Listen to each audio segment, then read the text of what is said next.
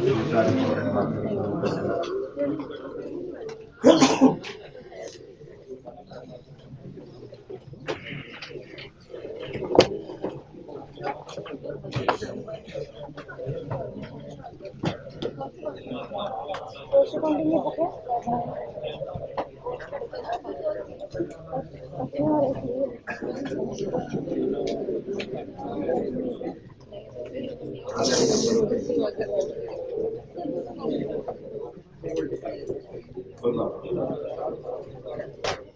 अच्छा जी, जिनके पास मोस्टली उन्होंने पास पेपर वन ओपन कर दिया है कॉस्ट जिनके पास बुक्स नहीं है तो हम लोग ये वाला डिस्कस तो करना है कितने बजे तक ये 1 2 3 कंप्लीट होने बाकी कर लेते हैं।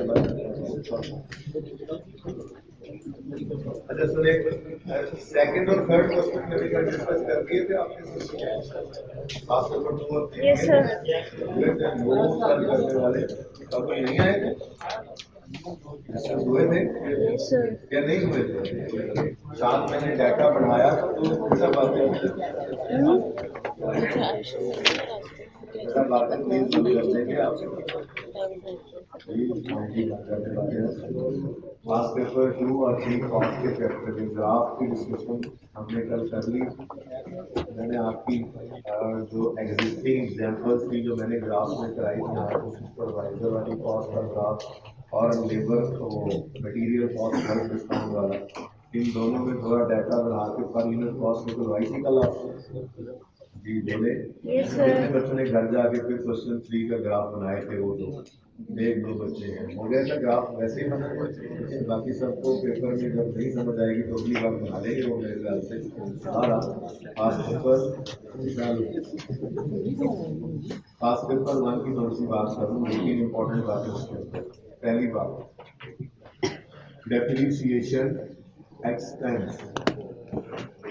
डेप्रिसिएशन एक्सपेंस एक्सपेंस कॉस्ट को कहते हैं बोलो एक्सपेंस को कॉस्ट कहते हैं ना नहीं एक्सपेंस तो material cost material expense expense consume ठीक है मटेरियल कॉस्ट किसे कहते हैं लेबर कॉस्ट किसे कहते हैं वेजेस एक्सपेंस को ऐसे ही डेप्रिसिएशन एक्सपेंस इन डेप्रिसिएशन कॉस्ट कॉस्ट एक्सपेंस एक ही बात है कॉस्ट ऑफ सेल होगी एक्सपेंस।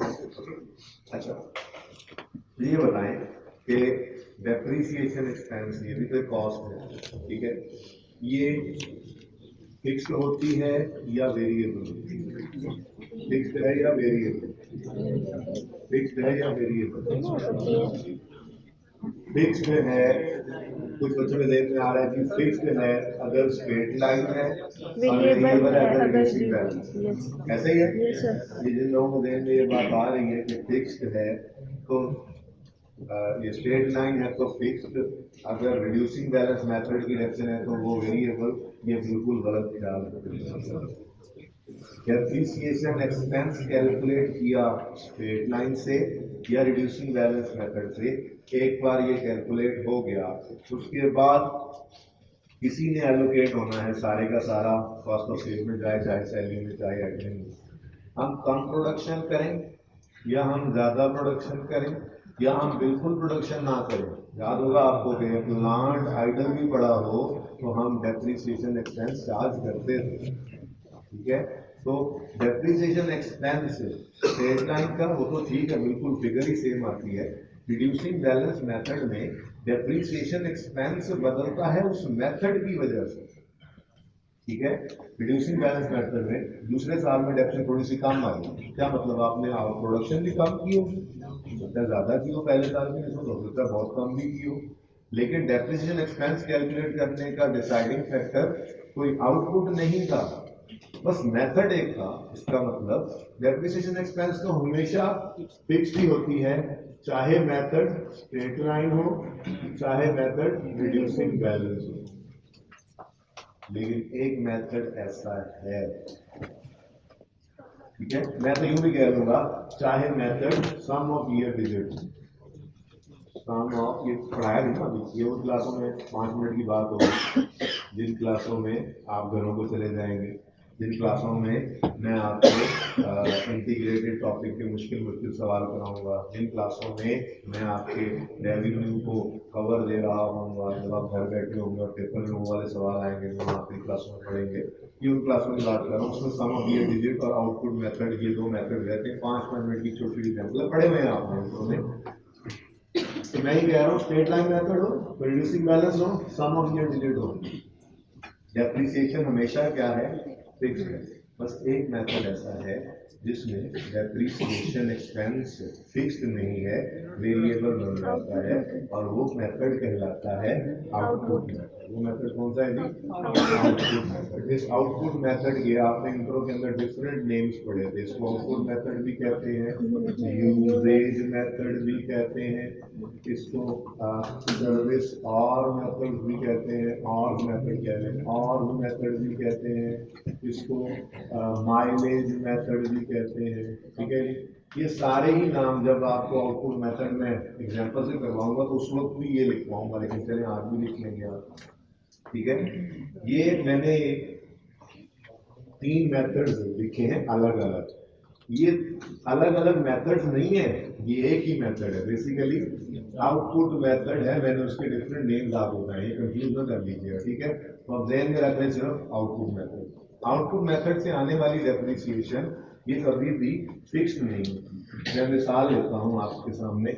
हमने एक एसेट खरीदा 100 रुपए का, मिसाल के तौर पे हमारा एक एसेट है जिसकी कॉस्ट है 100 रुपया। ठीक है, और इस एसेट की लाइफ जो गिवन है वो गिवन है 10 यूनिट्स। हमने एक प्लांट खरीदा है 100 रुपए का, और उसकी जो यूजफुल लाइफ है वो 10 यूनिट्स है। वो 10 यूनिट से बनाएगा अपनी पूरी जिंदगी में। ठीक है, अब हमें थोड़ा सा डाटा दे दिया गया कि ईयर 1 में हमने 200 यूनिट्स, ईयर 1 में हमने 2 यूनिट्स बनाए, ईयर 2 में हमने 5 यूनिट्स बना लिए, ईयर 3 में हमने बाकी रह गए कितने, 3 यूनिट्स बना लिए बस। अब 3 साल की डेप्रिसिएशन निकालने की बारी आई, तो सबसे पहले तो मैं फॉर्मूला लिखता हूँ। फॉर्मूला तो वही है, फॉर्मूला तो वही है, कॉस्ट माइनस रेजिडुअल वैल्यू। याद रखना, सिवाय रिड्यूसिंग बैलेंस मेथड के 4 टोटल मेथड है ना, 3 मेथड्स के अंदर कॉस्ट माइनस रेजिडुअल वैल्यू लाजमी करते हैं। सिर्फ रिड्यूसिंग बैलेंस मेथड नहीं है। सब ऑफ ईयर की एग्जांपल करवाऊंगा, cost minus residual value. Output method की फिर एग्जांपल करवाऊंगा, किसी बार एक एग्जांपल लेनी हो ही रही है। ठीक है, तो हर मेथड में स्ट्रेट लाइन हो, आउटपुट मेथड हो, सम ऑफ ईयर डिजिट मेथड हो, उसमें हम कॉस्ट माइनस रेजिडुअल वैल्यू करके डेप्रिशिएबल अमाउंट को डेप्रिशिएट करते हैं। सिर्फ रिड्यूसिंग बैलेंस में रेजिडुअल वैल्यू को इग्नोर किया करते थे, क्योंकि उसके फॉर्मूला के अंदर वो इनबिल्ट होता है, प्रूव भी किया था अगर याद हो। ठीक है, तो सही है। अब cost minus residual value over useful life. Useful life भी हुआ करती थी ईयर्स में, तो हम डिवाइडेड बाय ईयर्स करते थे, पर ईयर डेप्रिसिएशन आती थी। ऐसे ही होता था। हाँ, यूजफुल लाइफ गिवन है यूनिट्स में, तो हम total expected units in life कह देता हूँ, बात जरा लंबी होगी लिखते हुए। टोटल उसकी लाइफ कितनी है, 10 यूनिट्स। ठीक है, अब वैसे 100 रुपए रेजिडुअल वैल्यू नील है, तो 100 डिवाइडेड बाय 10 करोगे तो पर यूनिट कितनी डेप्रिसिएशन, 10। पर यूनिट कितनी डेप्रिसिएशन है, 10। तो इधर से मैं कह लूंगा मल्टीप्लाई कर दो नंबर ऑफ यूनिट्स प्रोड्यूस इधर ईयर। ठीक है, तो फॉर्मूला तुम्हारा पास ये आ गया। अब गौर कीजिएगा, ईयर 1 की डेप्रिसिएशन हम निकालने लगे, ईयर 1 डेप्रिसिएशन निकालने लगे, तो 100 माइनस 0 डिवाइडेड बाय 10 किया, पर यूनिट डेप्रिसिएशन आई 10 रुपए। पहले साल हमने सिर्फ 2 यूनिट्स बनाए, डेप्रिसिएशन। अगले साल हमने कितने यूनिट्स बनाए, अब वो पर यूनिट देखी हुई है, डेप्रिसिएशन बार में हर बार लिख रहा हूँ। ठीक है, इनटू कितने यूनिट्स बनाए, यूनिट्स बढ़े डेप्रिसिएशन बढ़े, यूनिट्स बढ़े डेप्रिसिएशन बढ़ गई। ठीक है, क्या ये स्ट्रेट लाइन है? नो। Reducing balance? नो। जो तीसरे काम हो गया, तो उल्टा बढ़ गई डेप्रिसिएशन, तो डिपेंडेंट ही नहीं है। स्ट्रेट लाइन, रिड्यूसिंग बैलेंस कोई मेथड नहीं यहाँ पे लग रहा, यहाँ पे तो हम कह रहे हैं पर यूनिट डेप्रिसिएशन 10 रुपए है। अब जितने यूनिट्स ज्यादा बनाओगे उतनी ज्यादा डेप्रिसिएशन करोगे। 10 के 10 यूनिट पहले साल में बना दो, 10 के 10 यूनिट से डेप्रिसिएशन मतलब 10 के 10 यूनिट बन गए तो 100 का 100 डेप्रिसिएट हो जाएगा। ठीक है, तो इसलिए ये वेरिएबल कॉस्ट है। आउटपुट चेंज होने से ईयर 3 डेप्रिसिएशन एक्सपेंस निकालने लगे 100 माइनस 0 डिवाइडेड बाय 10 इंटू 3। बताओ, ना ये स्ट्रेट लाइन है ना ये रिड्यूसिंग बैलेंस मेथड है। ठीक है, आउटपुट मेथड क्या है, जितनी आउटपुट हो उतनी डेप्रिसिएशन, ज्यादा आउटपुट ज्यादा डेप्रिसिएशन, थोड़ी आउटपुट थोड़ी डेप्रिसिएशन। तो बिल्कुल बिल्कुल मटेरियल की कॉस्ट की तरफ से ज्यादा यूनिट्स बनाओ तो ज्यादा कॉस्ट, कम यूनिट्स बनाओ तो कम कॉस्ट। ठीक है, तो ये वाहिद मेथड है, याद रखना ये इंपॉर्टेंट बात है बड़ी इस क्वेश्चन के अंदर। ठीक है, ये वाहिद मेथड है जिसमें डेप्रिसिएशन वेरिएबल कॉस्ट कहलाती है, वरना जो सा मर्जी मेथड हो, रिड्यूसिंग बैलेंस में भी डेप्रिसिएशन चेंज होती है, मैं मानता हूं, लेकिन वो चेंज आउटपुट के चेंज से नहीं है। अगले साल आउटपुट बढ़ भी जाएगी, रिड्यूसिंग बैलेंस मेथड तो हर साल कम करता जा रहा है। आप 2000 आउटपुट ज्यादा की है, डेप्रिसिएशन कम हो गई, तो ये तो फिर वेरिएबल वाली बात नहीं होगी। ठीक है ना, तो वो मेथड्स है डेप्रिसिएशन के। बस अब आखिरी बात याद रखने वाली सिर्फ इतनी सी है, वो क्या कि डेप्रिसिएशन एक्सपेंस, डेप्रिसिएशन कॉस्ट है एक्सपेंस, ये एक्सपेंस एक फिक्स्ड कॉस्ट है अनलेस यूनिट्स मेथड या आउटपुट मेथड आ जाए। आउटपुट मेथड वाली डेप्रिसिएशन क्या होती है। ठीक है, ये बात समझ आ गई। एक इंपॉर्टेंट बात तो ये थी, एक और इंपॉर्टेंट बात वो थी टैक्स पेड। मैं कह देता हूं टैक्स, चलो paid, tax paid, tax paid मिसाल के तौर पे 100 मिसाल के तौर पे छोड़ो, जिसके पास अगर प्लान किसी का बुक है एक बच्चे के पास, ठीक है, कितना टैक्स पे किया था टोटल। कॉस्ट वाले सवाल है ये मैं कॉस्ट का चैप्टर डिस्कस करूंगा ना। 7500 टैक्स टोटल पे कितना किया था 75। ये देखें प्लीज प्लीज प्लीज, 7500 कैश आपने पे कर दिया, ठीक हो गया। ठीक है, इसमें से उसने कहा था कि 20% इज एडजस्टेबल। थोड़ा बहुत टैक्स तो आपको आ ही गया होगा। एडजस्टेबल टैक्स का मतलब यह है कि हम उसको एक्सपेंस नहीं बनाते, एक्सपेंस नहीं बनाते। ये वो नहीं है कि ऐसे की कॉस्ट में ऐड करने वाला, ये तो हर साल वाला टैक्स है, ये हर साल वाला टैक्स है, ये कोई ऐसे भी कॉस्ट में ऐड नहीं होना, ये एक्सपेंस आउट करना होता है हमने। ठीक है, लेकिन एक्सपेंस आउट कितना करें भाई, कितना एक्सपेंस आउट करें। 20% तो एक्सपेंस है ही नहीं, वो तो कल को हमें लायबिलिटी के बेस एडजस्टमेंट मिल जाएगी, वो जिसको आप एडवांस टैक्स कहा करते हैं। ठीक है, तो इसमें से एडवांस टैक्स नाम का एसेट बनेगा 1500 रुपए का, 20%। ठीक है, बकाया क्या है, बकाया क्या है, टैक्स एक्सपेंस कितना। अब एक्सपेंस क्या कॉस्ट ही होती है ना, एक्सपेंसिव कॉस्ट ही होती है। अब यहाँ पे भी सवाल आता है कि ये टैक्स एक्सपेंस, ये कॉस्ट, ये तो बना ही ना एक्सपेंस, ये तो निकल गया।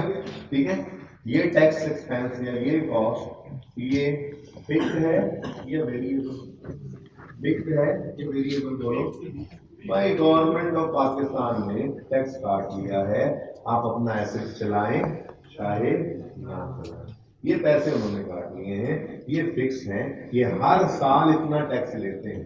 जैसे यहाँ पे गाड़ी की एग्जांपल थी, तो टोकन टैक्स जैसे हर साल पे होता है। आप गाड़ी सारा साल खड़ी रखेंगे, टोकन टैक्स तो पे होगा, वो हर साल उन्होंने टोकन लगाना ही लगाना। आप अपनी गाड़ी में सारा साल चलाई ना चलाओ, टोकन टैक्स पे।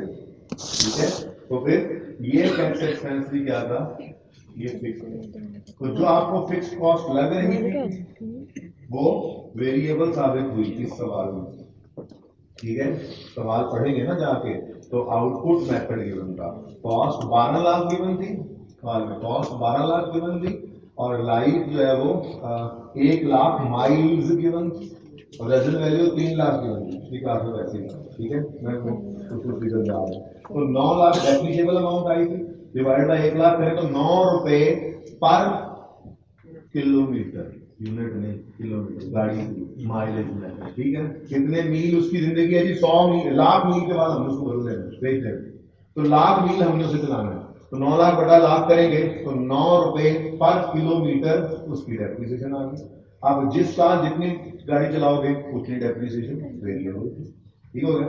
लेकिन जब एक एक्सपेंस आया जिसमें आपको लिखा होता है कि टैक्स गाड़ी पे पे किया, ठीक है, जैसे टोटल टैक्स होता है जिसमें से 20% एडजस्टेबल है, हमने कहा वो तो फिर एडवांस टैक्स होता है, वो तो ऐसे बनता है। बाकी रह कितना गया 80%, ये एक्सपेंस है, कॉस्ट है, तो ये कॉस्ट फिक्स है या वेरिएबल? ये फिक्स है, इसमें नहीं बदलना, ठीक है। दो बातें हो गई, दो इंपॉर्टेंट बातें हो गई। इनकम टैक्स जी इनकम टैक्स का प्रॉफिट बेटा उसने नहीं, इनकम टैक्स कोई प्रॉफिट होता है भाई, इनकम टैक्स तो मेरा भी काटते हैं, मैं तो कोई प्रॉफिट नहीं, मेरी तो सैलरी इनकम। प्रॉफिट ज्यादा है तो टैक्स ज्यादा हो जाएगा। हाँ कंपनी का प्रॉफिट ज्यादा है हाँ, ज्यादा नहीं होगा। तो टैक्स हो जाएगा ज्यादा, लेकिन हम जब पे करने जाएंगे तो हम कहेंगे ये 20 रुपए, ये 1500 रुपए हमने को नहीं देना, ये आपने हमें एडजस्ट करके देना। तो टैक्स चाहे 20 लाख बन जाए, ये 1500 उसमें से एडजस्ट हो जाएगा। एडजस्टेबल का मतलब तो यही है, लायबिलिटी जितनी बना लो। आप बिजनेस बिजनेस की एग्जांपल लो, आप इंडिविजुअल की एग्जांपल ले लो, वैसे इंडिविजुअल को उस तरह एडजस्टमेंट नहीं मिलती बाहर, अच्छा है आप बिजनेस की एग्जांपल ले। प्रॉफिट्स पे टैक्स आ गया ना आपका, ये एडवांस टैक्स का कॉन्सेप्ट है क्या? सेक्शन पढ़े हैं एडवांस टैक्स के, गवर्नमेंट पढ़े हैं स्टैंडर्ड में, फाइनल पढ़ लोगे। गवर्नमेंट कहती है कि आप हमें एडवांस में कुछ टैक्स दे दें, हम आपको एंड पे लायबिलिटी कैलकुलेट करके उसके एडजस्टमेंट दे देंगे। तो एडवांस टैक्स लायबिलिटी के अगेंस्ट एंड पे एडजस्ट हो जाता है, ठीक है ना, समझे हो?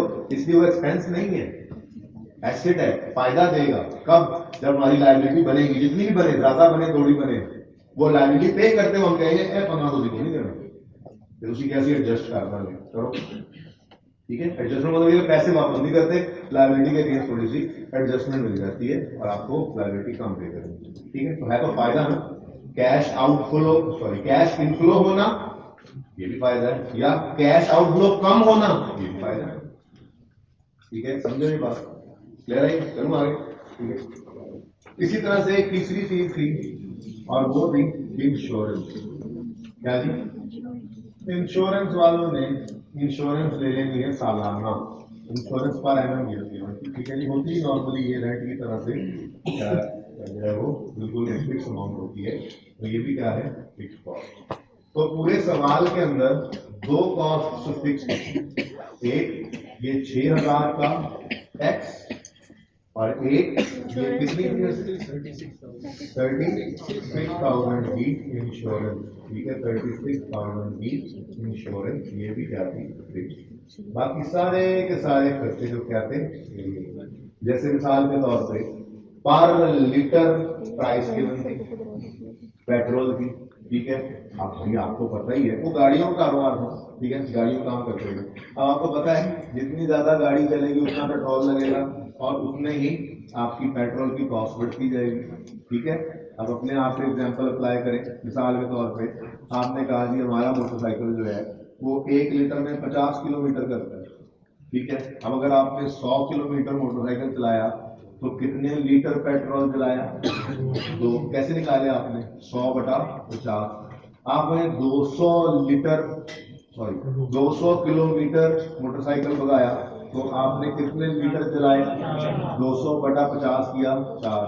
आपने 600 किलोमीटर मोटरसाइकिल भगाया तो आपने कितने लीटर जलाए, 600/50 कितना बन गया, ठीक है, 6 लीटर, 12 लीटर, 6 या 12, 12।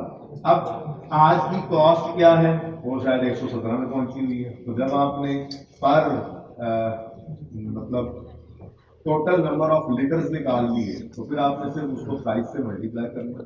3 लेवल्स गिवन थे सवाल के अंदर, 10,000, 20,000, 30,000, इन 3 लेवल्स के ऊपर लिखा था डिफरेंट कॉस्ट कैलकुलेट करो। तो ये दोनों कॉस्ट तो तीनों लेवल पे सेम रहनी चाहिए, फिक्स है। बाकी सारी की सारी कॉस्ट वेरिएबल, जैसे 10,000 पकड़ो कैलकुलेटर, 10,000 किलोमीटर अगर गाड़ी चले, कैलकुलेटर पे कर लो माइनस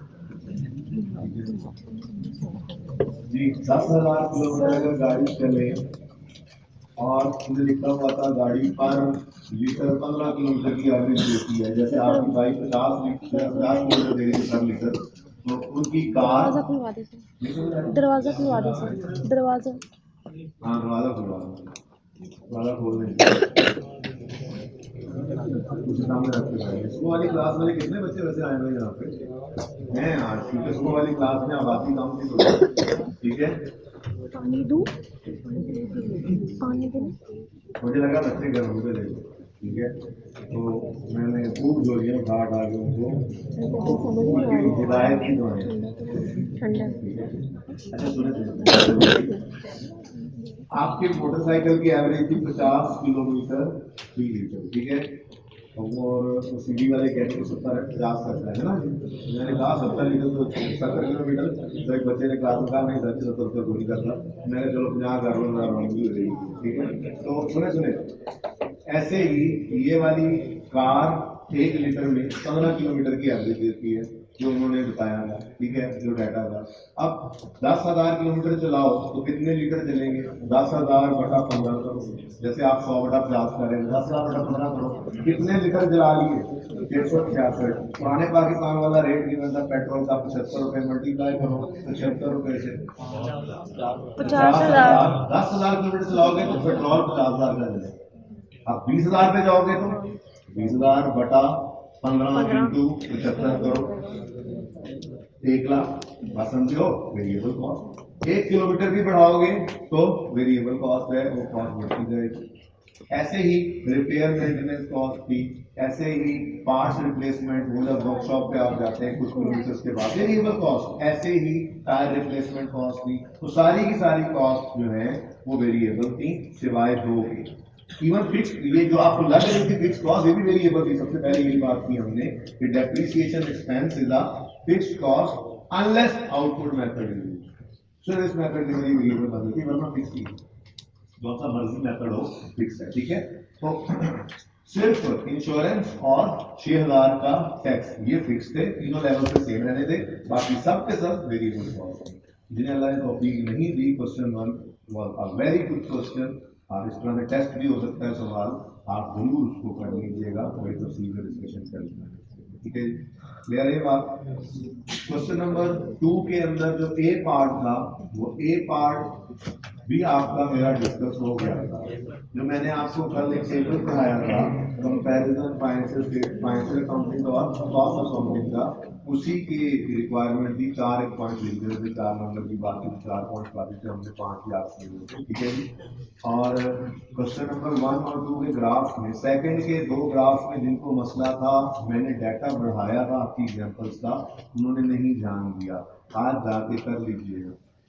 जो सुपरवाइजरी कॉस्ट का मैंने आपको फिक्स कॉस्ट वाला ग्राफ बनवाया था, जब ग्राफ बना रहे थे हम, ठीक है, उसी में वो टोटल सुपरवाइजर की कॉस्ट थी ना, पर वर्कर कॉस्ट निकाल देंगे तो ग्राफ बन जाएगा वैसे, ठीक है, सुपर फापड़ सा कर लेना। ना बने तो फिर मुझे बताना, मैं आपको, बल्कि उस डाटा को जल्दी से ओपन करो, उसको मैं करवा ही ऊपर ही कल करवाया, फिर भी बच्चों ने नहीं बनाया, तो ये पेपर के बाद अगली बार ही बनाएंगे, अगर अभी भी नहीं बना रहे, ठीक है।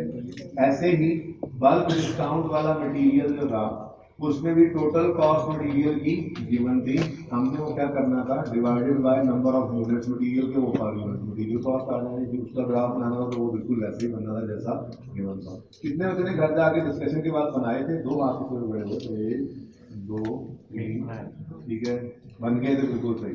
चले बाकियों को फिर अगली बार बनाने का मौका मिलेगा, है ना, करते हैं बाद में दोबारा, है ना।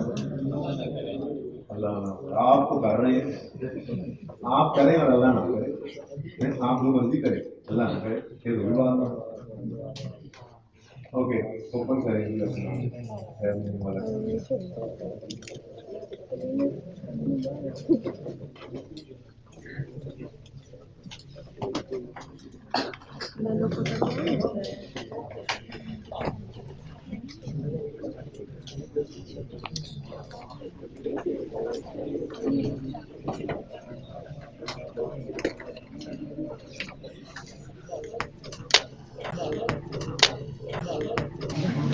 अब उनको लगेगा बहुत अच्छे बच्चे, बहुत अच्छे, कभी ऐसा भी लगेगा बहुत अच्छे बच्चे नहीं। अच्छा सुने सुने, इंट्रो के अंदर पहले 1-2 दिनों में आपको हेड्स ऑफ अकाउंट्स पढ़ाए जाते हैं, ठीक है, वो जिसके अंदर assets, liabilities, capital, drawing, income, expenses, ठीक है, वहाँ पे आपको बताया जाता है इनकम्स 2 तरह की होती हैं, एक सेल्स और दूसरा रेवेन्यू। सेल्स रेवेन्यू और दूसरा अदर इनकम। सेल्स या रेवेन्यू में इनकम, सेल्स या रेवेन्यू में इनकम जाती है वो जो ऑर्गेनाइजेशन की कोर एक्टिविटी की इनकम हो, और जो कोर एक्टिविटी की इनकम ना हो उसे हम इनकम कहेंगे। ठीक है।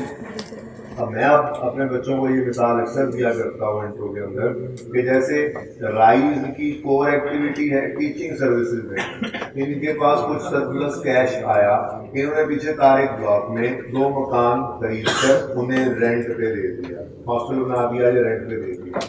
अब ये रेंटल इनकम राइज की है, मेरे आपके जेब में तो नहीं आनी, ठीक है, लेकिन ये राइज के रेवेन्यू में भी नजर नहीं आ सकती। सेल्स का नाम, सेल्स सर्विस में रेवेन्यू कह देते हैं, रेवेन्यू का ब्रॉडर कैटेगरी ना, ठीक है। रेवेन्यू के अंदर सेल्स ऑफ गुड्स भी है और सेल्स ऑफ सर्विसेज भी है, ठीक है ना।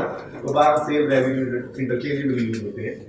तो राइज की ही इनकम है, ये मुझे आपको नहीं मिलेगी, उन्हीं की इनकम है। उसी पैसे को ये ऑर्गेनाइजेशन यूज करे अपने बिजनेस में, उसी ऑर्गेनाइजेशन को ये ड्राइंग कर लें, घर ले जाएं पैसे, उनका पूरा हक है इस पे, है तो ये इनकम, लेकिन चूंकि इनकी core activity teaching services provide करना था, इसलिए टीचिंग सर्विसेज से आने वाली इनकम सिर्फ सेल या रेवेन्यू प्रॉफिट एंड लॉस के टॉप से नजर आ सकती है। ऐसी कोई भी इनकम जो है वो इनकी अदर इनकम में नजर आ सकती है, मेन इनकम में।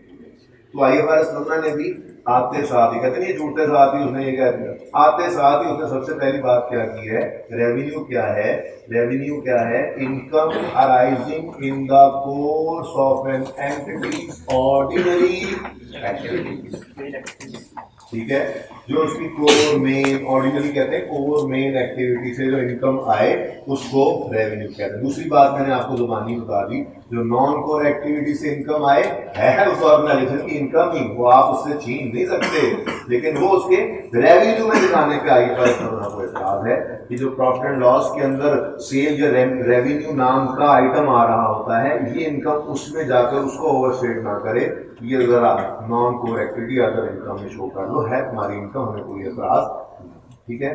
कल मैंने आपसे अर्ज किया था कि हम कुछ दिन तक सिर्फ फोकस करेंगे रेवेन्यू में क्या कुछ जाना है। मैं आज एग्जांपल में आपको, पहली एग्जांपल में एंट्रीज भी बोल दूंगा, लेकिन फिर मैं आपको अर्ज यही दोबारा करूंगा कि 4 से कम 4 दिन अगले, जो मंडे ट्यूसडे वेडनेसडे थर्सडे होगा, आपने डबल एंट्री के बारे में नहीं सोचना। 4 दिन बाद हम इस काबिल होंगे कि 5वें दिन हम डेबिट साइड भी पढ़ें या लाइबिलिटी की होती है वो भी पढ़ें। जब वो पढ़ लेंगे 5वें दिन, तो 5वें दिन में आपको इस नोट्स के अंदर जो सबसे मुश्किल किताब के अंदर आकर ने एग्जाम्पल दिए उसकी एंट्रीज भी करवाऊंगा, ठीक है।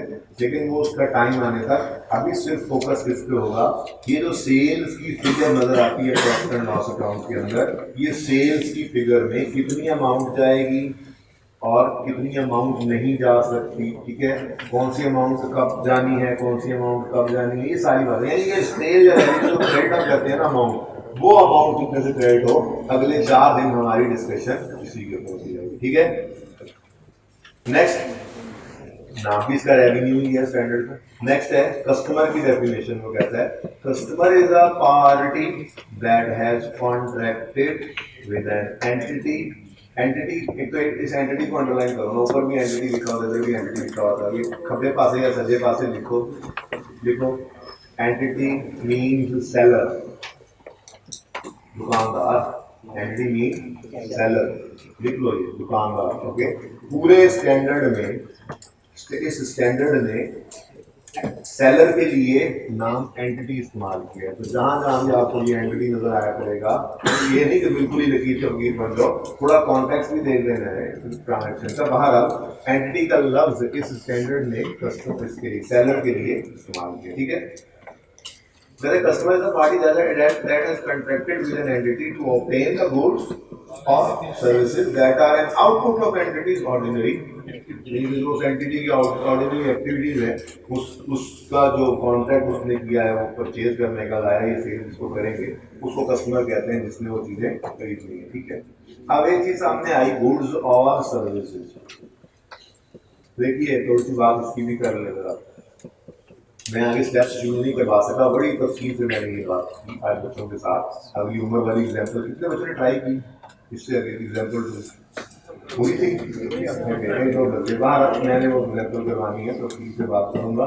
कुछ एक वजह ये भी थी कॉन्ट्रैक्ट के लर्निंग आउटकम कॉन्ट्रैक्ट वन को अलग से छेड़ने की वजह ये भी थी कि 3 दिन बीच में आपकी ये पेपर्स की छुट्टी आ रही है, ठीक है।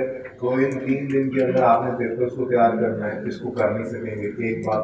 दूसरी बात ये चीज़ें भी करना जरूरी है, ये बेस है, ठीक है। फिर मैं यही चाहूँगा कि मंडे को हम स्टेप 1 से स्टार्ट करें, लेकिन एक फेवर आप लोगों ने मुझे और भी देनी होगी कि मंडे वाली क्लास में आने से पहले आप लोगों ने जो मैं आज के एंड तक पढ़ाऊंगा अच्छे तरीके से आधा 1 घंटा लगाना है। सिर्फ वैसे चीज़ें याद है आपको, मैं साथ साथ ही याद करवाऊंगा और मैं अगले दिन सुना भी करूँगा, लेकिन ऐसे नहीं कि लफ्ज ब लफ्ज आपको सुनाना पड़े, आपने बिल्कुल ऐसे ही सुनाना है। जैसे मैं आपसे पूछूंगा 5 स्टेप्स कौन कौन से हैं, तो आप कहोगे जी identify the contract, identify obligations of seller, identify determine transaction price, allocate transaction price, record revenue when obligation is satisfied. ये तो अंग्रेजी में, आसान अंग्रेजी में वहां पर क्या कुछ लिखा होता है, नहीं समझ आ रही, उर्दू के अंदर जो बता देंगे इक्वली गुड।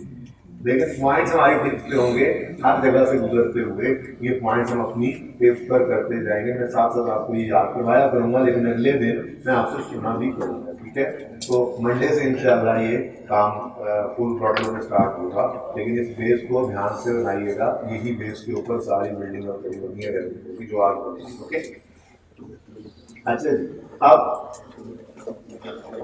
मैं बात कर रहा था गुड्स और सर्विसेज की, बात कहीं से कहीं चली गई। कुछ ऑर्गेनाइजेशन ऐसी होती हैं जो सिर्फ गुड्स बेचती हैं, रॉयल पेन वाले, ग्रीव वाले, फिलिप्स वाले, दुकानदार जनरल स्टोर वाले, ये सिर्फ गुड्स बेचते हैं। कुछ ऑर्गेनाइजेशन होती हैं जो सिर्फ सर्विसेज बेचती हैं, गाइड वाले हो गए, सीएफपी वाले हो गए, स्कैन वाले हो गए, पैक वाले हो गए, तो सारे कॉलेज हो गए, ऑडिट फॉर्म्स हो गए, ठीक है जी, पीडब्ल्यूसी हो गई, केपीएमजी हो गई, ईवाई हो गई, तो ये सारी फॉर्म्स हो गई। चलो डॉक्टर हॉस्पिटल हो गया, कम्युनिटी हॉस्पिटल हो गया, ये सब क्या है, सर्विसेज है, ठीक है। सुन तो कुछ ऑर्गेनाइजेशन है जो सिर्फ गुड्स बेचती हैं, और कुछ ऑर्गेनाइजेशन है जो सिर्फ सर्विसेज बेचती हैं, और कुछ ऑर्गेनाइजेशन ऐसी होती हैं जो गुड्स भी बेचती हैं और मिसाल के तौर पे आप लोग टी सेंटर गए, आपने वहां से एक लैपटॉप खरीदा, ठीक है। वो लैपटॉप खरीदा जिससे उसने लिख के लगाया हुआ था आप हमसे लैपटॉप खरीदिए कितने रुपए में, आपको अगले 12 महीने मेंटेनेंस सर्विसेज फ्री। एक तो ये फ्री के लफ्ज से कभी धोखा ना खाना, आपको आज पता लगेगा ये फ्री की दुनिया नहीं है।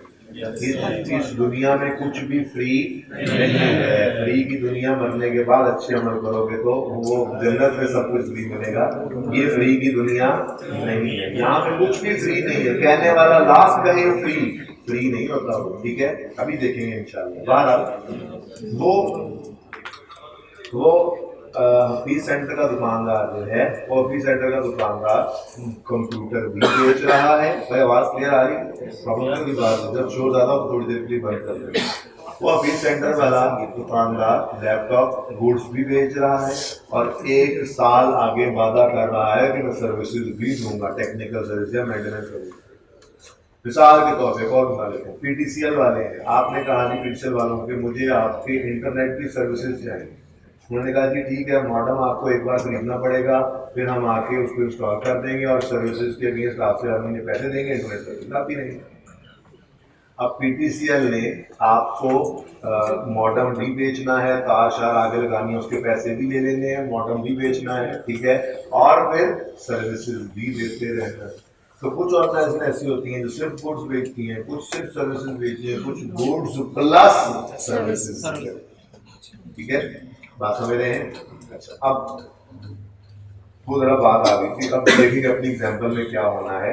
आगे कोर प्रिंसिपल लिखा हुआ है, ये 2 बुलेट्स इंशाल्लाह देखेंगे, पढ़ लेंगे, फिलहाल इनको पेंडिंग कर दें। इंपॉर्टेंट बात है लेकिन अभी नहीं, थोड़ी सी बातें करने के बाद ना फिर इस कोर प्रिंसिपल को आगे पढ़ेंगे जब हमें समझ आएगा, ठीक है। मैंने आपको ये सादा अल्फाज में एक बात समझा दी थी कि रेवेन्यू रिकॉर्ड करना हो तो IFRS 15 जो है वो एक 5 स्टेप अप्रोच के ऊपर चलता है। वो 5 स्टेप्स कौन से थे? ये किसको बेचा था हमने कल कैंटीन पे? हम दुकान पर चला गया, नहीं आया हूँ, किधर आ रहा हूँ, वो बेटा आ रहा हूँ। और किसको डिस्काउंट दिया था? अली रजा कोई नहीं आया है ना, खैर नहीं है उसकी, चेंज कर देंगे, अब्दुल्ला डिस्काउंट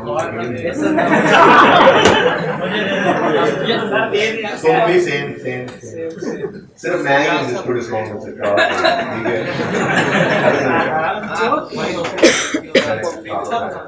ठीक है, प्लीज वापस आए। 5 स्टेप्स क्या थे? हमने दुकानदार को, कैंटीन वाले को जाके कहा। एक तो मैंने आपको कहा था कि ये स्टैंडर्ड लगता है दुकानदार पे, सेलर पे, ठीक है, क्योंकि उसी में रेवेन्यू रिकॉर्ड करना होता है। तो हमने कहा था 5 स्टेप्स है। पहला स्टेप आइडेंटिफाई करो कॉन्ट्रैक्ट है, और जाके आइडेंटिफाई करना पड़ेगा। फिर आइडेंटिफाई करो सेपरेटली सारी ऑब्लिगेशन सेलर की, सेलर साहब अपनी ऑब्लिगेशन आइडेंटिफाई करो, ठीक है, अपना मकाम पहचानो, क्या जिम्मेदारियां हैं तुम पर, वो जिम्मेदारियां जो अल्लाह ने तुम पे लगाई हैं वो पहचानो। तीसरी बात, डिटरमिन करो ट्रांजैक्शन प्राइस को, ठीक है जी, किया था हमने डिटरमिन कर।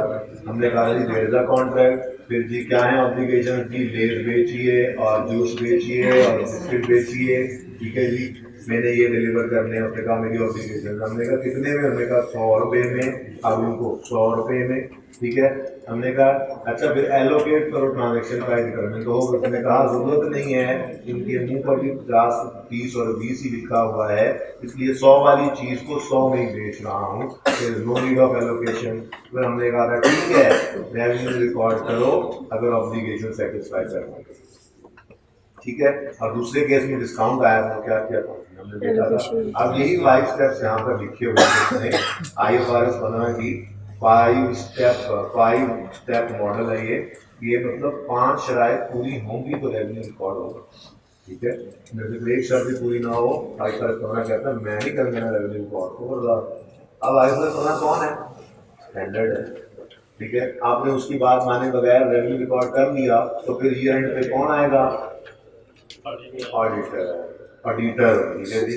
वो ऑडिटर जो आएगा, ठीक है, वो ऑडिटर रिपोर्ट क्या देता है? ऑडिटर रिपोर्ट देता है कि कॉर्पोरेट लॉज भी फॉलोड हैं और स्टैंडर्ड भी फॉलोड है। वो देखेगा तो कहेगा IFRS 15 तुमने फॉलो ही नहीं किया, तो आपका क्लाइंट रहेगा, बस वो कंपनी कहेगी ठीक है तो क्या करोगे? हम रिपोर्ट में लिखेंगे कि हमने रेवेन्यू रिकॉर्ड किया है, जो कि रेवेन्यू बनता ही इनकी ये फिगर मिसस्टेटेड है और इसके ये फैक्ट्स हैं और परवेसिव है और ये है और वो है और पता नहीं, क्वालिफाई कर देंगे रिपोर्ट दी, ओपिनियन एडवांस दे पढ़ लेना ऑडिट में जाके। बहरहाल ये रेवेन्यू स्टैंडर्ड की बात मानकर ही रिकॉर्ड करना पड़ता है, ठीक है, वरना ऑडिटर आएगा और रिपोर्ट क्वालिफाई करेगा, सारी दुनिया देखेगी कि आपने फाइनेंशियल स्टेटमेंट में रेवेन्यू सही रिकॉर्ड नहीं किया, ठीक है। हाँ, अगर ऑडिटर ही आंखें बंद कर दे फिर ICAP देखेगा, UCR का ICAP कौन सा ऑडिट करता है आपके, ठीक है। SCCP देख लेगा, टैक्स वाले देख लेंगे, कुछ भी हो सकता है, ठीक है, आप उसकी टेंशन ना ले, कोई नहीं देखेगा तो अल्लाह तो देख ही रहे हैं। साहबा के जमाने में सुने एक वाकया देर में आ गया, साहबा के बाद के जमाने की बात है, ठीक है। तो कुछ अल्लाह वाले के नाम मेरे जहन में निकला हुआ है, वो सफर में थे तो उन्होंने एक वो चरवाहे को देखा, मुस्कर बकरियां, उन्होंने कहा यार हम सफर में मुसाफिर हैं, हमसे पैसे ले लो कि हमें बकरी जुदा करने के लिए, ठीक है। तो उसने कहा जी ये बकरियां मेरी नहीं है, ठीक है, मालिक की हैं और मैं ये नहीं बेच सकता। तो उन्होंने उनसे कहा, बंदे से कहा, उस उस चरवाहे से कहा कि तुम्हारा मालिक कौन सा देख रहा है, कह देना भेड़िया का आ गया। तो उस चरवाहे ने जवाब दिया भाई अल्लाह कहाँ जाएंगे, आज हमें ये बात का पता नहीं है। तो बहरहाल रेवेन्यू रिकॉर्ड नहीं करना ऑडिटर नहीं देखेगा, ठीक है, नहीं देखेगा SACP, पर अल्लाह तो देखेंगे। एक दिन आएगा आपको अपनी बेईमानियों पर जवाब देना पड़ेगा, ठीक है। तो बेईमानी नहीं करनी, ठीक है। जिसने अल्लाह के सामने जवाब देने के लिए खड़ा होना है वो कोई गलत काम कर ही नहीं सकता, ठीक है। उस जमाने के चरवाहे ऐसे थे जो कहते थे फाइनल लाभ। आजकल के चार्टर्ड अकाउंटेंट्स मेरे जैसे गुनाहगार वो कहते हैं बस ठीक है। तो एक बात सुने, एक बात ध्यान में रखें, आप अकेले और आपका मोबाइल अकेला नहीं है। आप अकेले हैं, आपका मोबाइल साथ है और अल्लाह भी वहाँ है। ये बात ध्यान में रखें। आप दो हैं तो तीसरे अल्लाह है, आप तीन हैं तो चौथे अल्लाह है। ये बात ध्यान में रखें। हर वक्त अल्लाह है, ठीक है। तो जिनको मजाक लग रहा है ये सारी बातें, तो एक हमारे बुजुर्ग गुजरे मौलाना उमर पानपुरी साहब इंडिया से आया करते, तो वो एक बात किया करते थे। वो कहा करते थे कि जैसी करनी वैसी भरनी, ना माने तो काटे दे, जन्नत भी है भी है, ना माने तो मर के दे। अब जैसी को ना मरता है तो सारी बातें समझ आ जाती है, ठीक है। और हमें टॉपिक पे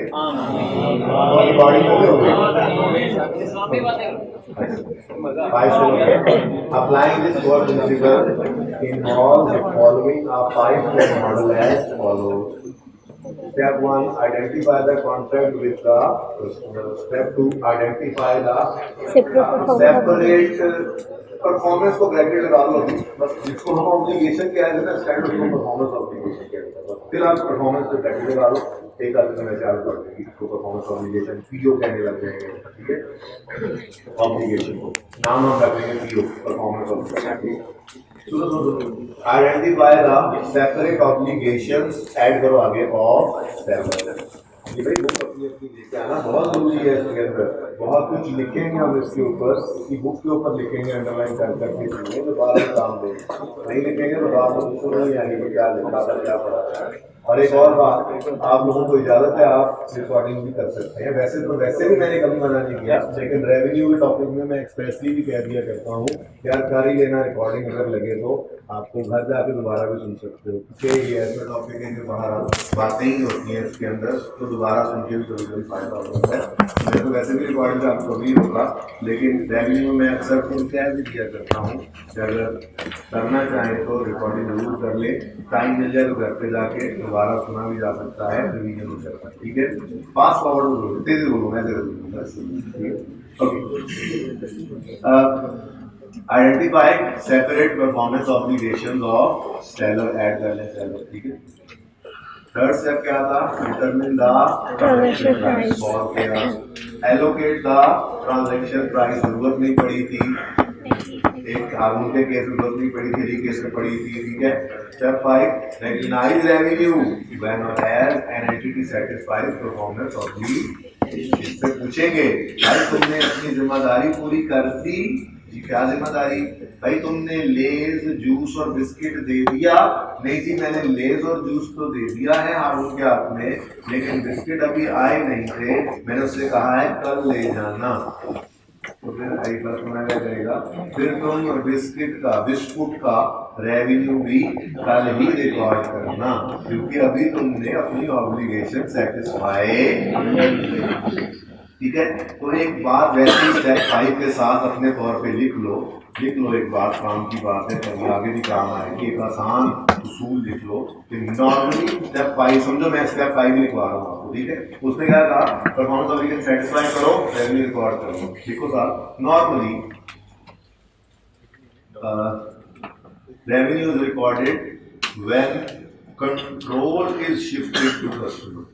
Normally, revenue is recorded when control is shifted to customer. मैं एक कंपनी हूँ मार्कर बेचने, मेरा काम है, ये भाई साहब हैं, भाई साहब, इन भाई साहब को मैंने ये मार्कर बेचना है, मैंने ये मार्कर इनको बता दिया। अब मैंने अपनी जिम्मेदारी पूरी कर दी, मैंने कंट्रोल ट्रांसफर कर दिया। अब इस मार्कर को यूज करना इन्हीं का हक, दूसरों को यूज ना करने देने, उससे रोकने का कोई इन्हीं के पास, तो कंट्रोल ट्रांसफर कर दिया। मैं मार्कर का रेवेन्यू इस वक्त में रिकॉर्ड कर सकता हूँ। ठीक है, तो गुड्स का रेवेन्यू नॉर्मली ऐसे ही बस एकदम से रिकॉर्ड हो सकता है। ये गुड्स में नॉर्मली आप कंट्रोल ट्रांसफर कर देते हैं किसी एक मोमेंट। ठीक है भाई साहब, ये अब्दुल्ला अपने साथ वाले भाई को जरा पीछे जाके दरमियान में खड़ा हो जाए थोड़ी। ठीक है, कुछ जल्दी चले जाओ कुछ। ओके चले जी, अब एग्जाम्पल करते हैं ताकि थोड़ा सा मैं लिखना शुरू करूं और आप भी जागना शुरू करें। ठीक है जी,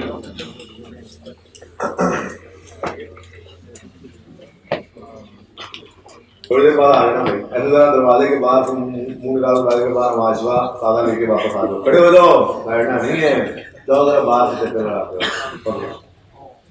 जाग रहा था, टेंशन न लो, जाग रहा था। कितनी क्लास में चढ़ा वाक्य सुनाया भी वो, बिजली का भी बच्चा सो रहा था। मैं जिसको कहने लगा कि ऐसे जैसे कभी तुम्हें खुद में साथ वाले लाते हैं ना, तो तुम्हें से सोया हुआ है तो मेरा ठीक है। या ऐसे अक्सर हम जमातों में जब जाते हैं तो तालीम का अमल या बयान का अमल हो रहा था, या शबी जुमा पे गए बयान चल रहा है, तो बयान में बैठे हुए मेरे जैसे बंदे वो सारा दिन सुबह 7 बजे पढ़ा के शाम में बैठे हुए। ठीक है, अब साथ वाले ने बयान में ऐसे करके घुटना हिलाया तो जा फिर तो ऐसा ही वाक्य मैंने बच्चों को सुनाया कि एक बार ऐसा हुआ जमात में जाना, तो जमात के अंदर जिनके इंसान थोड़ा मुशक्कत में होता है, सफर चल रहा है आगे पीछे, टीम में थोड़ी सी जो है वो, तो कंप्यूटर एग्जाम्पल ऑन यकम November 17 Wade received an order from a customer for a computer as well as, ये वेड कौन है पहले तो ये बताओ, वेड कौन है? सेलर, कस्टमर नहीं है, सेलर, अंडरलाइन करें। Wade receives an order, Wade receives an order from a customer, तो वेड अंडरलाइन करके लिखे सेलर। ऐसी हमने अब आदत रखनी, हर सिचुएशन को जब पढ़ेंगे उसके अंदर हम ये कुछ 2-4 चीजें अंडरलाइन करके उसको लिख दिया करेंगे, ये मार्केट प्राइस है, ये ट्रांजैक्शन प्राइस है, ये सेलर है। ठीक है, ऐसी कुछ 2-4 बातें और लिख दिया करेंगे। Okay. Wade receives an order from a customer for a computer as well as 12 months of technical support.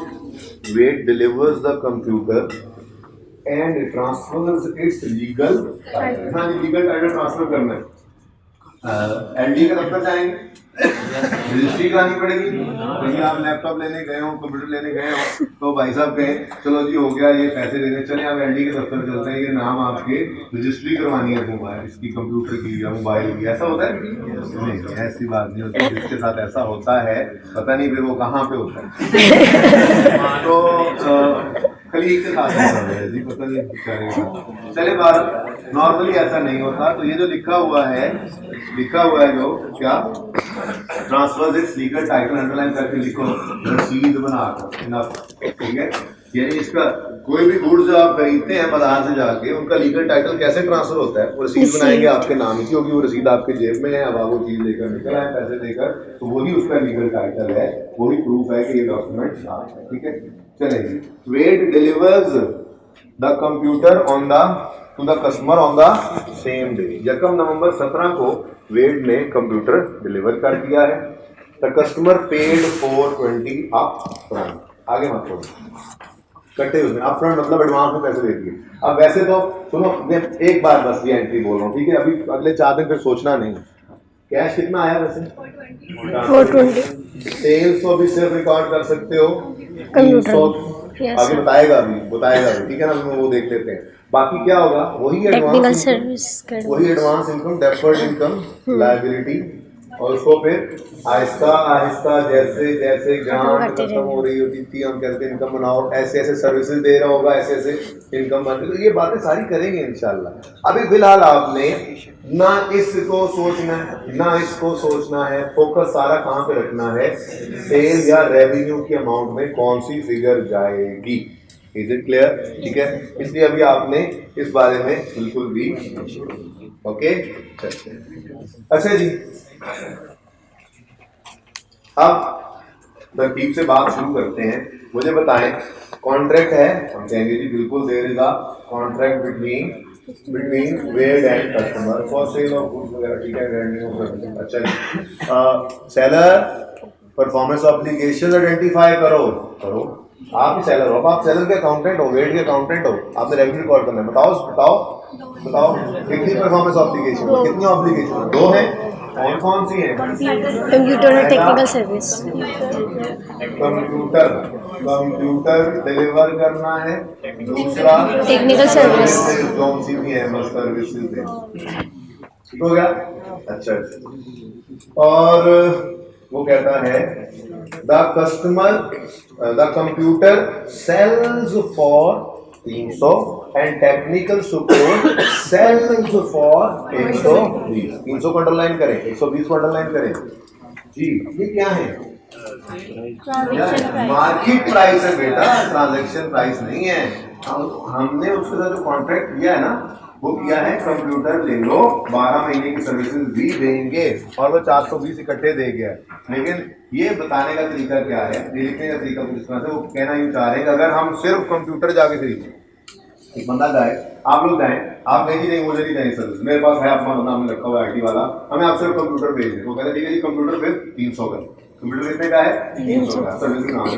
और एक बंदा उनके पास जाकर कहता है कि कंप्यूटर हमारे पास मौजूद है, सर्विसेज की जरूरत है, तो कहेगा ठीक है 120 रुपए में सर्विस दे दो, ठीक है। तो अगर सिर्फ कंप्यूटर लेने जाएं बगैर सर्विस के तो कितने का मिलता है? 300। सिर्फ सर्विसेज लेने जाएं बगैर कंप्यूटर के तो कितने की? 120 की। इसका मतलब ये 300 और 120 मार्केट प्राइस, अंडरलाइन करके लिखिए, मार्केट प्राइस। 300 है मार्केट प्राइस ऑफ कंप्यूटर, 300 है, थोड़ी देर बंद कर दो भाई, 300 है मार्केट प्राइस ऑफ कंप्यूटर, और 120 है market price of services.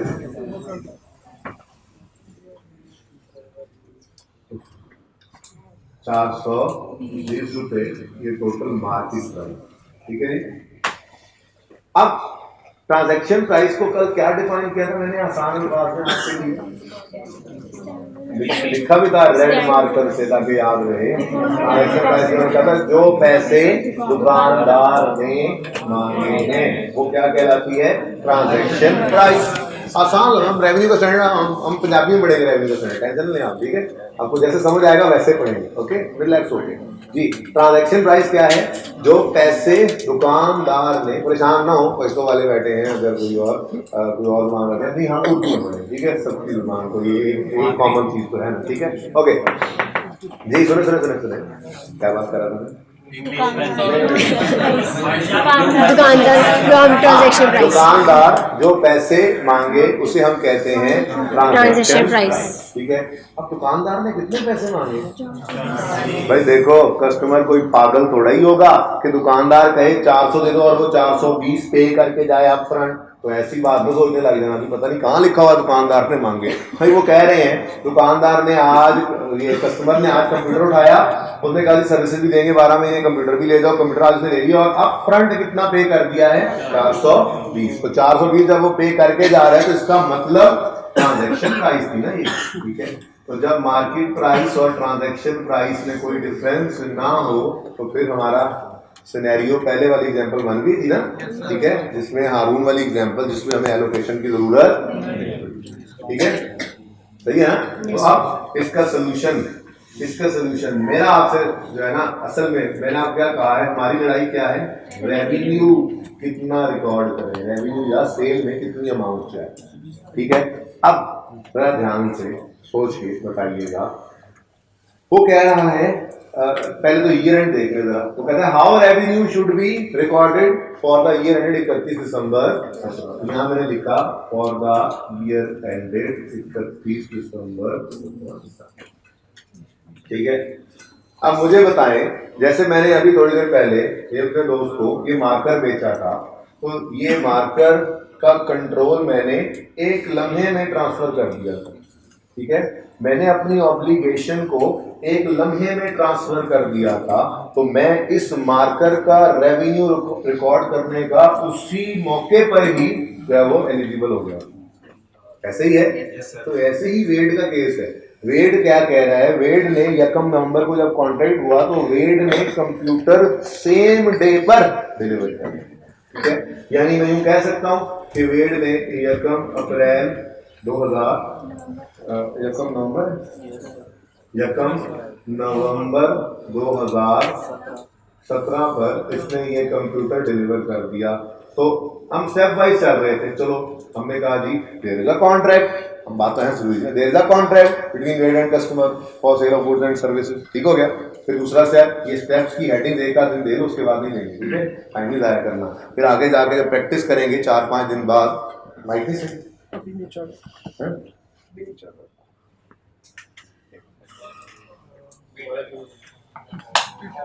Okay, नहीं रिपीट टेलीकास्ट नहीं होगी, रिकॉर्डिंग कितने बच्चे कर रहे हैं शुरू से 1 2 3 है, ठीक है जी।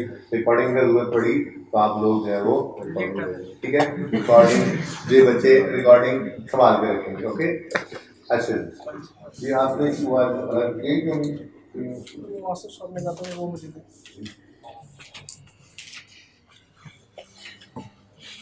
ओके,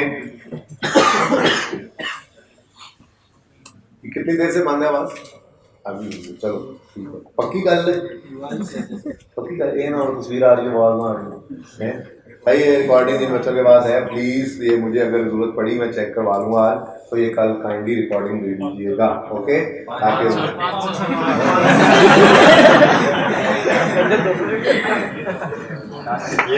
ये आपने काइंडली अभी चेक कर लेना है, ठीक है। फिर मैं जो है वो आपको रिकॉर्डिंग दे दूंगा, मुफ्त वाली भी मिल जाएगी सारे ही तुम लोग, ओके।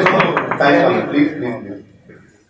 1 नवंबर को कंप्यूटर डिलीवर कर दिया, 1 नवंबर को ऑब्लिगेशन सेटिस्फाई होगी। ट्रांजैक्शन प्राइस क्या है, हमने कहा ट्रांजैक्शन प्राइस 420 है, एलोकेशन की जरूरत नहीं, ऑलरेडी एलोकेटेड है on the basis of market price ही है, ठीक है। मैंने ठीक है, रेवेन्यू रिकॉर्ड करो जब ऑब्लिगेशन सेटिस्फाई करो। वेट कहता है कि ऑब्लिगेशन सेटिस्फाई हो गई, तो हमने कहा ठीक है रेवेन्यू रिकॉर्ड कर लो, ठीक है। लेकिन सर्विसेज कितने महीने की देनी थी, जाकर सर्विसेज दी, उसने कहा था 12 month of technical support service देनी थी अगले 12 महीने तक। तो क्या 12 महीने की 12 महीने सर्विसेज दे ली है, और द ईयर एंडेड 31 दिसंबर 17 तक तो सिर्फ 2 महीने की सर्विसेज दे चुके हैं अभी तक। तो हम इस 120 को 2/12 कर देंगे, 120 को 2/12, ठीक है। कितना बन गया, तो टोटल रेवेन्यू हमारा इस साल में फाइनेंशियल स्टेटमेंट में कितना जा सकता है, ठीक है, आपको नजर आ रहा है। बाकी का 100 लायबिलिटी होगा जो फिर आहिस्ता आहिस्ता अगले साल एंट्री भी क्या हुई होगी, छोड़ो अभी एंट्रीज को छोड़ो, फिलहाल सिर्फ फोकस करो रेवेन्यू में कितनी अमाउंट रिकॉर्ड, ठीक है जी। अब एक छोटी सी बात जो यहाँ पर एडिशनल करता चलूं, वो क्या है, कंप्यूटर है गुड्स, कंप्यूटर क्या है गुड्स, और ये है देखिए फर्क है। अभी मैंने मार्कर बेचा अपने दोस्त को, तो मैंने एक लम्हे में कंट्रोल ट्रांसफर किया, अपनी ऑब्लिगेशन सेटिस्फाई कर। लेकिन अगर आप राइस की एग्जांपल लें तो राइस वाले आपसे जब आप आते हैं, अब आवाज दोबारा खोल देते हो भाई, यार ये अमजद नहीं बैठा हुआ यहाँ पे, कहाँ बैठा, ये वाला अमजद, अच्छा बच्चा काम तो नहीं हो रहा यार, नहीं यार क्यों हो जाए तुम होता तुम्हें भेजूंगा मैं वहां पे, चुप करो, पुराना हो गया अभी हो। अच्छा तभी आपने कुछ दिन बाद प्लीज सुनो ना प्लीज, ये बात इंपॉर्टेंट करने लगो। ये मार्कर मैंने एक लम्हे में कंट्रोल ट्रांसफर किया, ऑब्लिगेशन सेटिस्फाई की, इसका रेवेन्यू अभी रिकॉर्ड कर सकते हैं। मैं कह रहा था राइस की एग्जांपल ले, राइस वाले आपसे एडवांस में सारी फीस ले लेते हैं। अब क्या पहले ही दिन राइस वाले आपसे जब फीस लें उसको रेवेन्यू रिकॉर्ड कर दें, तो ये लायबिलिटी है, एडवांस इनकम जिसको हम कहते थे, ये बोझ है उनके ऊपर जब तक ये सर्विस आपको दे नहीं देती। ये सर्विसेज हैं, ये कोई ऐसे नहीं है कि आप आए, आपने फीस जमा कराई, एक चिप आपको मिली, आपके यहाँ पे एक सुराख किया हुआ है, आपने वहाँ पे फिट हुई हुई जगह, वहाँ पे आपने चिप लगाई, लो जी FIR1 हमने बाय कर ली, FIR1 हमने बाय। ऐसा नहीं होता, बल्कि सर्विसेज हैं, ये आहिस्ता आहिस्ता ओवर टाइम ही दे सकते हैं। तो राइज वाले जितनी सर्विसेज देंगे उतना रेवेन्यू रिकॉर्ड कर सकते हैं, सारा पहले ही दिन रिकॉर्ड। अब मिसाल के तौर पे ये एंड गुजरा और मिसाल के तौर पे इनका ये एंड 31 दिसंबर था, तो 31 दिसंबर पे ये रेवेन्यू रिकॉर्ड कितना करेंगे या बैठ के हिसाब लगाएंगे। कोई ना कोई बेसिस होंगी, हम इंशाल्लाह ये सीखेंगे आगे जाके, कोई ना कोई बेसिस होगी। जैसे यहाँ पे हमने मंथली बेसिस हो सकती है कि जी 4.5 महीने का बैच है, तो टोटल फीस डिवाइड है 4.5 इंटू 1 रह गया जी 3.5 हो गए, रेवेन्यू रिकॉर्ड कर लो, ये भी एक बेसिस है। कुछ कहते हैं नहीं जी कोर्स कवरेज की बेस पे कर लेते हैं, तो 70% कोर्स कवरेज हो गई थी, तो रेवेन्यू का 70 उस पैसों का 70% रेवेन्यू बना लो, 30% अभी भी लायबिलिटी है। ठीक है, तो कई सी बेसिस हो सकती हैं, पर कहने का मतलब ये है कि अगर गुड्स हो तो उनका रेवेन्यू नॉर्मली किसी एक पॉइंट ऑफ टाइम में, पॉइंट इन टाइम या पॉइंट ऑफ टाइम कह रहा हूं, स्टैंडर्ड ने पॉइंट इन टाइम लिखा, तो ठीक है, पॉइंट ऑफ टाइम, कोई एक पॉइंट ऑफ टाइम होता है जिसमें गुड्स, जिसमें भाई साहब क्या कह रहे हो, ओके, गुड्स का रेवेन्यू किसी एक पॉइंट के अंदर रिकॉर्ड हो जाता है, किसी एक पॉइंट ऑफ टाइम पे रिकॉर्ड हो जाता है, क्योंकि उसमें कंट्रोल किसी एक पॉइंट ऑफ टाइम में ट्रांसफर हो जाता है। ठीक है, जबकि सर्विसेज ओवर टाइम दी जाती हैं, सर्विसेज स्प्रेडेड होती हैं ओवर टाइम, तो फिर रेवेन्यू ऑफ सर्विस भी स्प्रेडेड होगा ओवर टाइम। ठीक हो गया, सही है ना? Yes sir. तो ये रेवेन्यू रिकॉर्ड कर दिया हमने। ठीक है जी, अब ये तो एग्जांपल थी सिंपल वाली, अब एग्जांपल करते हैं स्पाइसी वाली। ठीक है, आगे बढ़े, इसको पढ़ ले बेशक, घर जाके आप पढ़िएगा, लेकिन ये हेडिंग्स, अच्छा एक चीज पहले पढ़ लेते हैं क्विकली।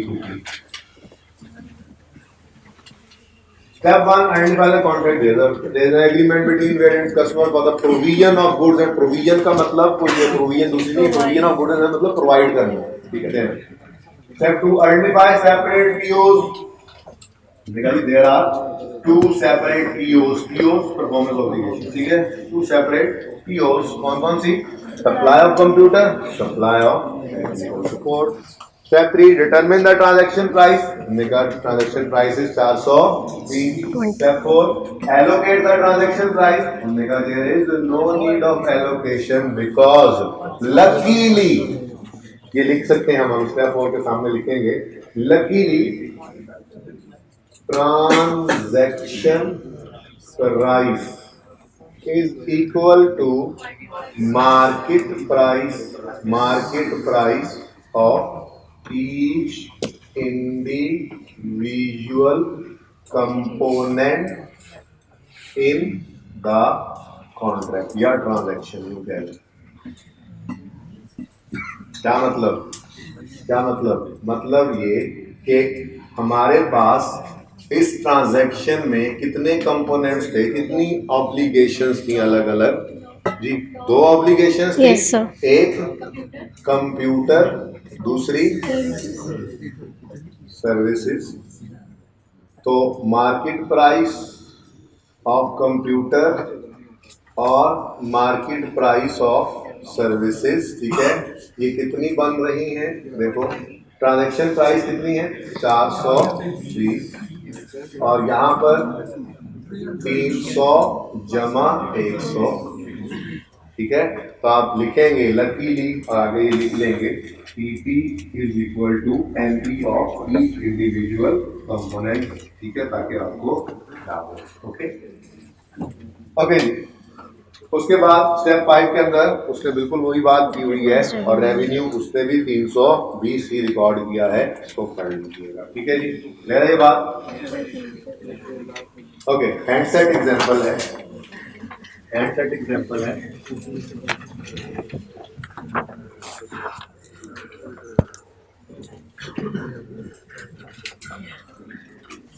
लिखिए सबने, तो हैंडसेट एग्जांपल पढ़े। Yes sir. ये वाला ओके, अच्छी एग्जांपल। एक कुंडी ऑन 1 जनवरी 14 नहीं कितने बच्चों ने ये सीधा एग्जांपल घर पे ट्राई की थी? ये वाला ये एग्जांपल की थी ट्राई? ये हाँ कैसा रहा आपका इसका तजुर्बा? अच्छा। मैंने कहा था नहीं होगी इसलिए हमने नहीं की, हो भी रही थी, हमने कहा नहीं करनी, मैंने कहा था नहीं होगी, ऐसा नहीं करते होते, कर रहे हैं। कितने बच्चों ने कंप्लीट सारी एग्जांपल देख ली थी, खुद से की थी और चीजें वही थी समझ में आ रही थी? 2-3 बच्चे, चले ठीक है, ओके, अभी सबको समझ आ जाएगी इंशाल्लाह। On 1 January 14 Umar enters into a 12-month pay monthly contract for a 12-month pay monthly, underline कर लो। Umar enters into a 12-month pay monthly contract for a mobile phone. Umar ने 12 महीने का कॉन्ट्रैक्ट किया, ठीक है ना?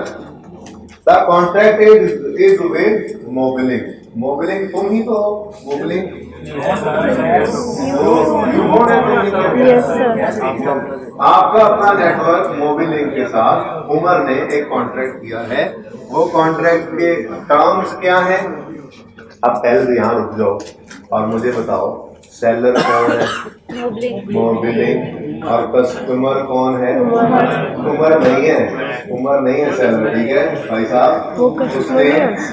उसने कॉन्ट्रैक्ट किया है मोबाइल फोन का मोबिलिंग के साथ। टर्म्स हैं Umar receives a free handset on 1 January. हाँ, फ्री वो नहीं है बात, ठीक है ना? ये अभी पता लग जाएगा, ओके? बहरहाल वो कह रहे हैं, उन्होंने एक एडवर्टीजमेंट लॉन्च की। मैंने कहा जी कि अगर कोई हमसे ये पैकेज लेना चाहे, उस पैकेज की तफसीलात ये हैं, आप तुम उसके जरा पीछे चले जाओ।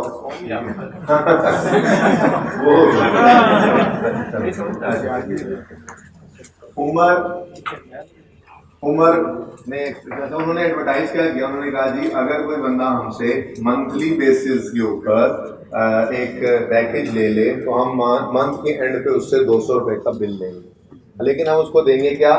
पहले ही दिन एक फ्री मोबाइल मिलेगा उसको, और फिर हर महीने लातादाद कॉल्स और SMS और इंटरनेट वगैरह के बंडल, ठीक है जी?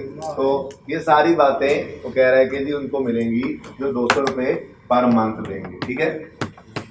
और उमर ने ये कॉन्ट्रैक्ट कर लिया। अब उमर ने ये जो कॉन्ट्रैक्ट किया है, तो उमर कितने पैसे पे करने के लिए तैयार है?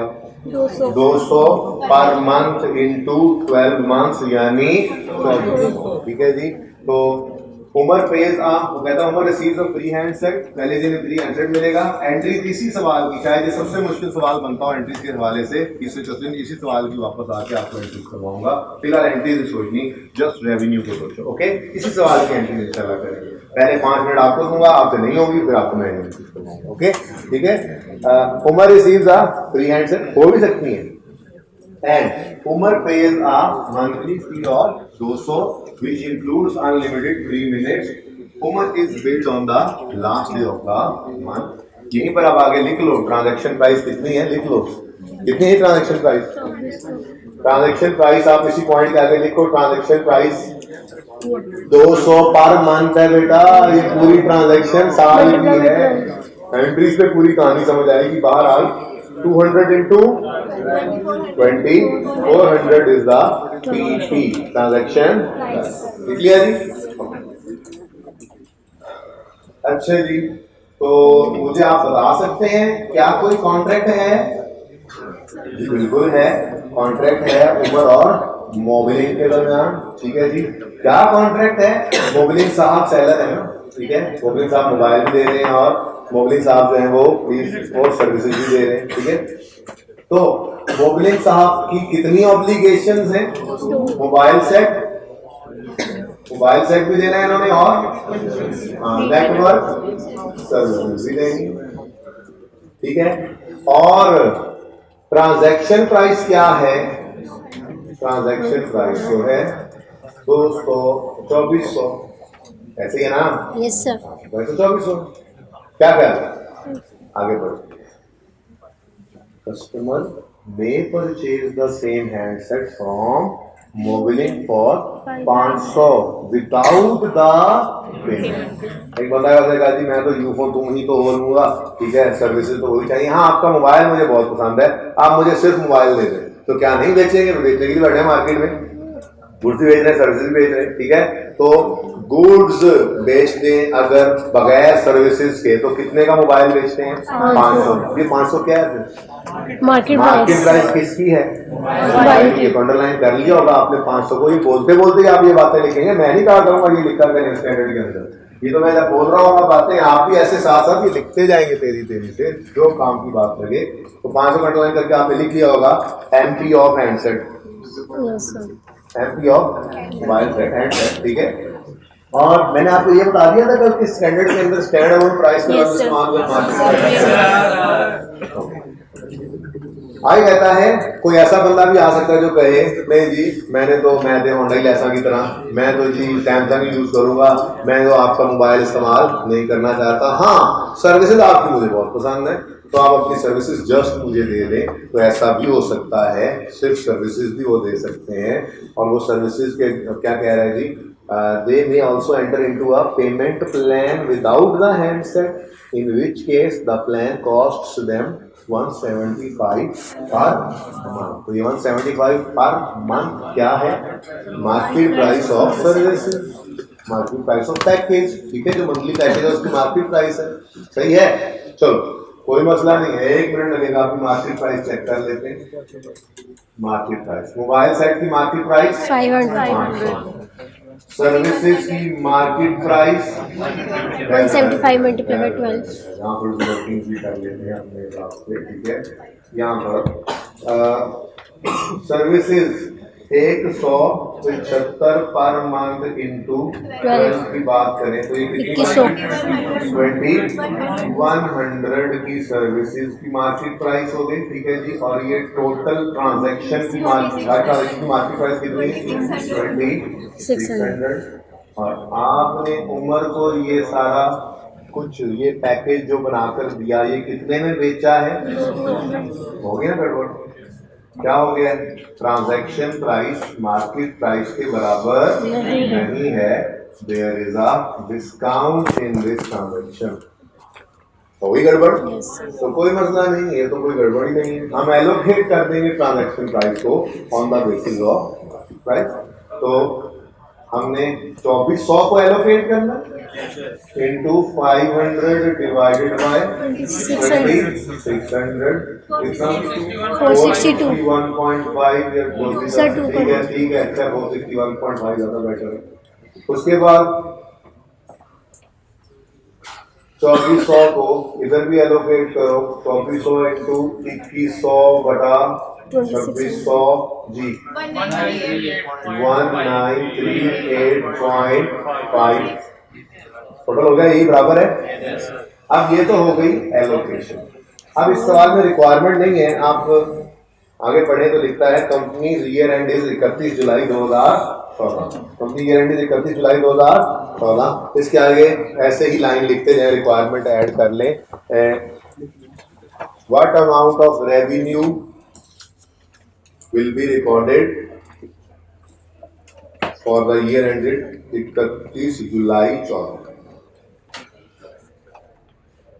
ठीक है, यानी मैं फिर वहीं पे पहुंच गया हूं, क्योंकि मैं तो स्टैंडर्ड ही देख रहा हूं। मुझे चाहिए रेवेन्यू, कितना रेवेन्यू रिकॉर्ड करें फॉर द ईयर एंडेड 31 जुलाई 2014। ठीक है जी, ये रेवेन्यू रिकॉर्ड करना चाह रहे हैं हम। ओके नाउ वही वाला डाटा दोबारा ज़हन में लेकर आओ। Mobile set is a good, ठीक है। इसका कंट्रोल इन टाइम ट्रांसफर हुआ, यानी कि एक पॉइंट ऑफ टाइम में, यानी यकम जनवरी 2014। क्या कह रहे हैं? तो यकम जनवरी 14 पर हमने अगर इसका कंट्रोल ट्रांसफर कर दिया है, तो इसका तो रेवेन्यू पे रिकॉर्डिंग नॉर्मली गुड्स का रेवेन्यू रिकॉर्ड ही किसी एक पॉइंट ऑफ टाइम में होता है, जिसको स्टैंडर्ड ने पॉइंट इन टाइम का लफ्ज दिया, पॉइंट ऑफ टाइम, किसी एक पॉइंट ऑफ टाइम में ये रेवेन्यू रिकॉर्ड होता है। तो हमने ये मोबाइल उसके आगे दे दिया यकम को ही, तो बोलो दो एप्लीकेशन थी ना, ये एंट्रीज आएंगी तो समझ आएगी, फिलहाल उसको छोड़ो, अभी सिर्फ इन स्टेप्स को पक्का करो। आएंगी एंट्रीज, ये रिसीवेबल कुछ रिकॉर्ड होगा, कुछ जो है वो लायबिलिटी बनेगी, कुछ पता नहीं क्या कुछ होगा। अभी तो आपको पूरी कहानी पता नहीं है, फिलहाल सिर्फ फोकस करें इसी फिगर पे, रेवेन्यू में कितना है। ओके, तो हम ये कह रहे हैं मोबाइल सेट तो उसी दिन दे दिया गया है ना, तो ये ऑब्लिगेशन सेटिस्फाई हो गई। तो 500 रुपए का नो 460 बचा ही नहीं, 461.5 का रेवेन्यू रिकॉर्ड कर लो इस साल में। इस साल में क्या होगा, यकम जनवरी 14 को रिकॉर्ड हो गए, ठीक है। लेकिन जब सर्विसेज की बारी आई तो हम किसी एक डेट पर नहीं कर सकते, बल्कि हमने सर्विसेज 12 महीने देनी थी, और जनवरी फरवरी मार्च अप्रैल मई जून जुलाई 7 महीने की सर्विसेज दे चुके हैं, 12 महीने सर्विसेज देनी थी। तो हमने 1938.5 को कहा चल भाई 7/12, 7/12 मतलब डिवाइड बाय 7 इंटू पर मंथ आ जाएगा ना, इंटू 12, 7/12 कर दो जी, 1130.8। ये कैसे हो सकता है, बराबर होना चाहिए था, इसको 0.5 ही कर लेते हैं ताकि बराबर हो जाए, ठीक है।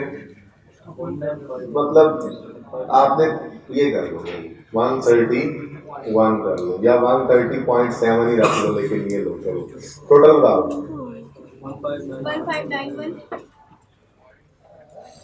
1592 सर। अब आप इस क्वेश्चन में जाकर पढ़ेंगे।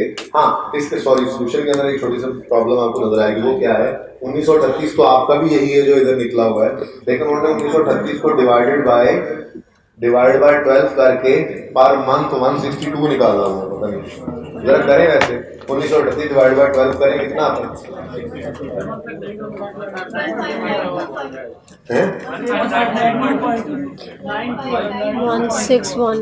1592. अच्छा, ये कोई इतनी बात परेशानी वाली नहीं।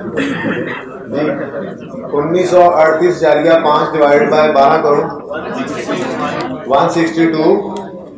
162 आ गया, वही तकरीबन उसने निकाला हुआ है, इंटू 7 करेंगे। हमारा यहाँ राउंडिंग ऑफ का डिफरेंस है, अगर है भी तो उसके अलावा कोई मसला नहीं है। तो आप कहेंगे there is a contract, there are 2 obligations, ठीक है, transaction price is 2400, allocation has been done and revenue shall be recorded, mobile का इन टाइम और सर्विसेज का ओवर, ठीक है जी। और इंशाल्लाह ये दोबारा करते हैं, दोबारा से देखिएगा एलोकेशन वाली एग्जांपल, तो आपको ज्यादा अच्छे तरीके से समझ आएंगे इंशाल्लाह।